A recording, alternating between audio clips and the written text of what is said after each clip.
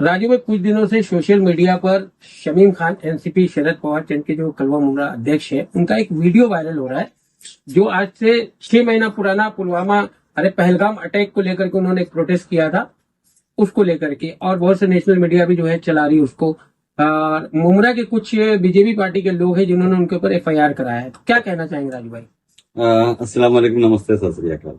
सबसे पहले तो आप लोगों का बहुत बहुत शुक्रिया कि आप यहाँ पर मेरे तासुरात देने के लिए आए हैं।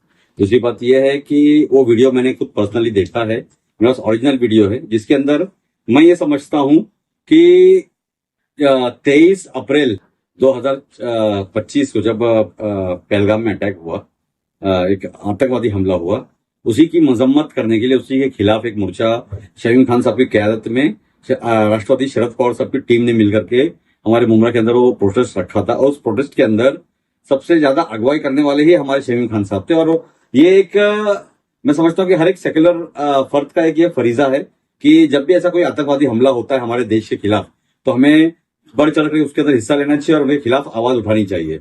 चाहे वो कोई भी दहशतगर्द हो, चाहे वो पाकिस्तान डोमिनेटेड हो, चाहे वो चाइना डोमिनेटेड हो, जो भी हमारे देश के खिलाफ बात करेगा, हमारे देश के खिलाफ कोई आतंकवादी साजिश अगर हमले करेगा तो हमें उनकी मजम्मत करनी चाहिए, उनके खिलाफ बात करनी चाहिए। मैं समझता हूँ शमीम खान साहब ने भी यही बात को रखी थी, और रखते वक्त में मैं समझता हूँ एक स्लिप ऑफ टंग हुआ उनके साथ में कि वो पाकिस्तान मुर्दाबाद बोलने के बजाय उन्होंने थोड़ा सा उल्टा बोल दिया। मगर उनकी मंशा ये नहीं थी, क्योंकि उसके बाद में एक मरतबा भले उन्होंने उसको उल्टा बोला होगा, और बाद में 10 मरतबा उन्होंने पाकिस्तान मुर्दाबाद के नारे लगाए वहीं पर बैठे बैठे, और तमाम पूरी टीम ने उसके नारे लगाए।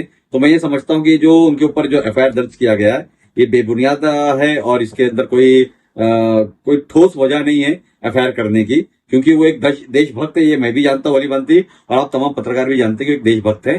ठीक है, भले वो सीधे आदमी है और पॉलिटिक्स के लायक नहीं है। मैं समझता हूँ कि पॉलिटिक्स के अंदर बहुत जो आड़े तेड़े काम करने पर तो उस टाइप के आदमी नहीं है। वो बहुत सीधे साधे आदमी है और सीधे साधी राजनीति करते हैं। राजू भाई, कुछ लोगों का ये कहना है जो दिल में था वो ज़बां पर आ गया। नहीं, बिल्कुल गलत बात है ये, कि उनके दिल में कभी भी ऐसा किसी के अपने देश के खिलाफ कोई नफरत नहीं है। वो हमेशा अपने देश से प्रेम करने वाला इंसान है। और मैं ये समझता हूँ कि अगर ये एफआईआर करना ही था तो जब ये हुआ था पहलगाम अटैक, उस वक्त फौरन किया जाता था। इस वीडियो को, इस वीडियो क्लिप को संभाल के रखा गया, और आज जब उन्हें ऐसा लगा कि कहीं हमें छोड़ के ना चले जाएं, तो इसी के लिए उन्हीं पार्टी के कुछ चंद लोगों ने एक साजिश रची, जिसके अंदर तमाम लोगों का हाथ में, किसी का नाम नहीं लूंगा, आप सब भली भांति जानते हैं किन लोगों ने इसके अंदर साजिश रची है। और इसमें मैं समझता हूँ कि सबसे बड़ा हाथ अगर किसी का है तो जितेंद्र अवार्ड साहब का हाथ है इसके अंदर। राजू भाई, 6 महीना हो गया, 6 महीने के बाद ये बात उठाई जा रही है। अभी कुछ दिनों के बाद कभी भी चुनावी रणनीति चालू हो सकती है, तो ये कहीं ना कहीं चुनाव को देखते हुए तो नहीं किया जा रहा। जैसा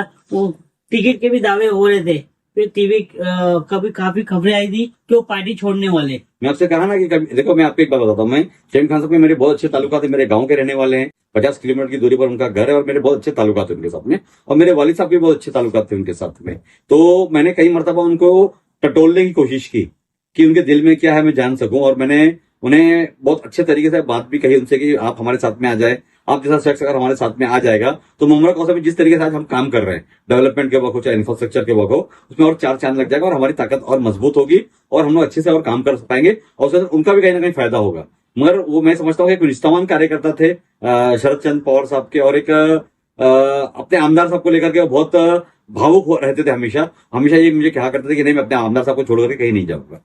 तो मैं ये समझता हूं कि ये आमदार साहब ने समझना चाहिए कि आपके पास सोना कौन है और पित्तल कौन है।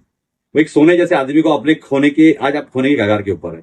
मैं समझता हूँ जिस तरीके से आपने षड्यंत्र रचा, जिस तरीके से आपने उसके पीठ के ऊपर खंजर को घोपा है, तो मैं समझता हूँ कि बहुत जल्द वो आपको टाटा बाय बाय और राम राम कह देंगे।